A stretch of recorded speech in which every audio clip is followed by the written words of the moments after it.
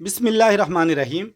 شعور و آگاہی سلسلے میں آج ہم یہ جانیں گے کہ عمر بن ہشام یا ابو الحاکم کو ابو جہل کا لقب جو ہے وہ کس وجہ سے ملا ہے، کیونکہ ہمارے معاشروں میں اس کے بارے میں غلط تصور پایا جاتا ہے۔ ہمارے معاشرے یہ سمجھتے ہیں کہ شاید وہ اسلام قبول اس نے نہیں کیا تھا، حضور پاک کا انکار کیا تھا اس نے، تو اس وجہ سے اس کو ابو جہل کہا جاتا ہے۔ تو میرے بھائی، انکار کرنے کے تو اور بھی بہت سارے عوامل تھے، تمام کفار جو تھے وہ سارے انکار کرنے والے تھے، پھر تو وہ سارے ابو جہل ہوئے، لیکن صرف اس ایک بندے کو کیوں ابو جہل کہا گیا؟ تو پہلے تو یہ اس کو ہم کلیئر کریں گے۔ لیکن ایک اور غلط فہمی بھی ہمارے معاشروں میں پائی جاتی ہے، وہ غلط فہمی ابو کے لفظ کی ہے۔ ہمارے معاشروں میں یہ سمجھا جاتا ہے کہ ابو کا لفظ جو ہے یہ والد کے لیے استعمال ہوتا ہے۔ بے شک عربی میں ابو لفظ جو ہے یہ دو طرح کے جو ہے نا میننگ میں استعمال ہوتا ہے۔ ایک والد کی میننگ میں بھی استعمال ہوتا ہے اور دوسرا والا کی میننگ میں بھی استعمال ہوتا ہے۔ والد کی مثالیں تو آپ کو کئی مل جائیں گی، اور والا جو ہے اس کی مثالیں جو ہے میں آپ کو دو مثالیں دے دیتا ہوں تاکہ سمجھنے کے لیے۔ ایک ابو ہریرہ آپ نے سنا ہوگا۔ ابو ہریرہ کا مطلب جو ہے، اگر والد مطلب لیا جائے تو اس کا مطلب بنے گا بلیوں کا باپ۔ تو وہ بلیوں کے باپ تو نہیں تھے، وہ بلیوں والے تھے۔ اسی طرح حضرت علی کرم اللہ وجہہ کا ایک لقب ہے، وہ ابو تراب ہے۔ تو اب ابو تراب مٹی کو کہتے ہیں، تو اب مٹی کا باپ تو نہیں ہو سکتا، ظاہر ہے مٹی والا تھا۔ اس کے پیچھے پورا وہ واقعہ جب وہ مسجد میں لیٹے پڑے تھے اور مٹی لگی تھی۔ تو مقصد یہ ہے کہ جو ابو کا لفظ ہے یہ صرف باپ کی میننگ میں استعمال نہیں ہوتا، بلکہ والا کی میننگ میں بھی استعمال ہوتا ہے۔ تو ابو جہل کا جو ہم معنی کر دیتے ہیں نا جہالت کا باپ، یہ اصل میں باپ نہیں، یہ باپ سے زیادہ مناسب لفظ اس کے لیے والا کا ہے، کہ جہالت والا۔ اب وہ جہالت کیا تھی؟ کیا ایسی چیز تھی جس کو اتنا ناپسند کیا گیا کہ اس کو اس لقب سے نوازا گیا؟ آپ کان کھول کر صبر و تحمل سے میری بات کو سنیں تاکہ آپ کو بات کی گہرائی سمجھ آئے۔ بدقسمتی سے ہمارے معاشروں میں آج وہی روش چل رہی ہے، اسی لیے مجھے یہ ویڈیو بنانی پڑی ہے۔ ہمارے معاشروں میں آج ایک نہیں سینکڑوں باتوں میں وہی روش چل پڑی ہے، جس روش کی وجہ سے عمر بن ہشام کو ابو جہل قرار دیا گیا تھا۔ تو آئیے جانتے ہیں کہ وہ کیا روش تھی۔ دیکھیں، جب حضور پاک نے اعلان نبوت کیا تھا تو تمام کفار جو تھے وہ شروع میں اس کے خلاف تھے، پھر آہستہ آہستہ لوگوں نے سننا شروع کیا، جاننا شروع کیا، تو ان کو سمجھ آنی شروع ہو گئی۔ تو پھر ایک وقت آیا کہ جس کو سمجھ آتی جاتی تھی ساتھ ساتھ وہ اسلام قبول کرتا جاتا تھا اور دین حق کی گواہی دینے لگ گیا۔ لیکن حضور پاک صلی اللہ علیہ وآلہ وسلم کی ساری زندگی میں اگر ہم خلاصہ نکالیں تو کسی ایک شخص پر اگر آپ نے سب سے زیادہ تبلیغ کیا یا کوشش کی ہے نا، حتیٰ کہ دعائیں تک کی ہیں، وہ شخص ابو جہل جس کو ہم کہتے ہیں یعنی عمر بن ہشام تھا۔ جب حضور پاک کی اتنی محنت کے باوجود وہ اسلام نہیں لایا تو بظاہر تو وہ وہی بات تھی جو باقیوں نے کی تھی۔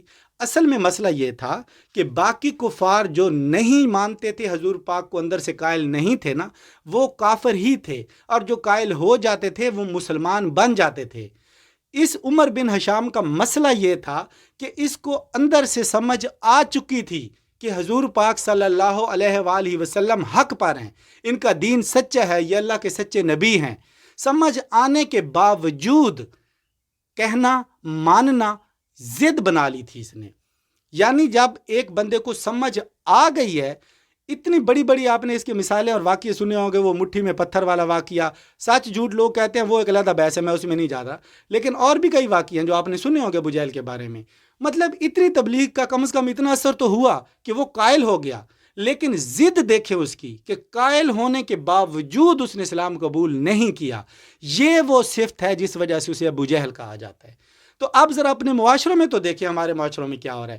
ایک نہیں، دو نہیں، سینکڑوں چیزیں آپ کو مل جائیں گی جن میں یہی لگے گا کہ ہمیں چیز کا پتہ ہے، اس کے باوجود ہم اس کو نہیں مان رہے ہیں۔ ہمارے ملک میں دیکھ لیں، ہمارے معاشروں میں دیکھ لیں، خاص طور پہ برے صغیر میں دیکھ لیں، مذہبی طور پہ دیکھ لیں، فرقہ واریت میں دیکھ لیں، باقی سارے فرقوں کے عیب نظر آتے ہیں تو اپنے فرقے کے عیب کیوں نہیں نظر آتے؟ باقیوں کی خامیاں نظر آتی ہیں، اپنے فرقے کی خوبیاں نظر آتی ہیں۔ یہ ضد ہے صرف۔ اگر حقیقت کی اینک لگائے نا تو جو دماغ دوسروں کی خامیاں دیکھ سکتا ہے وہ اپنی بھی دیکھ سکتا ہے۔ جس کو دوسروں کی خوبی نظر نہیں آتی اس کو اپنی خوبیاں کہاں سے نظر آ جاتی ہیں؟ اس کا مطلب یہ ضد ہے۔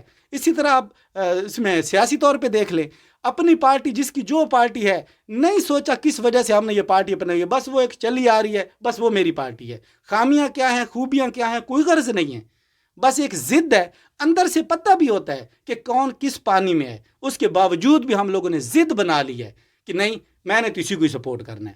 او میرے بھائی یہ کہاں پہ لکھا ہوا ہے کہ آپ نے اگر ایک پارٹی کو سپورٹ کر لیا تو قیامت تک وہ سچی رہے گی؟ میرے بھائی غلط صحیح ہر پارٹی میں ہر جگہ بندے بھی ہوتے ہیں، پارٹیاں بھی غلط صحیح ہو سکتی ہیں.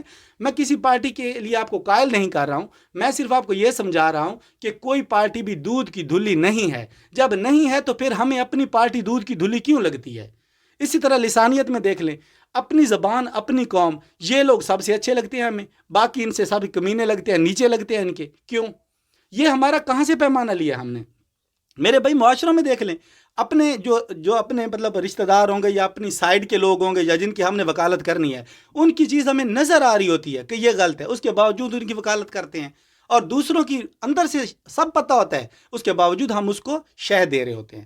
میرے بھائی یہی وہ صفت ہے، خدا کے لیے اس بات کو سمجھو، یہی وہ صفت ہے جس وجہ سے عمر بن ہشام، جس کے لیے حضور پاک نے دعا کی تھی کہ یا اللہ ان دونوں عمر میں سے ایک عمر کو اسلام سے نواز دے، لیکن وہ عمر جس کو اسلام کی، اب دیکھیں تو صحیح اس بات کی گہرائی کو تو سمجھیں. میرے بھائی جب ہمیں اندر سے شیشہ ہو جاتا ہے ایک بات کا، ہم کلیئر ہو جاتے ہیں ایک بات سے، تو پھر ضد کیوں نہیں چھوڑتے؟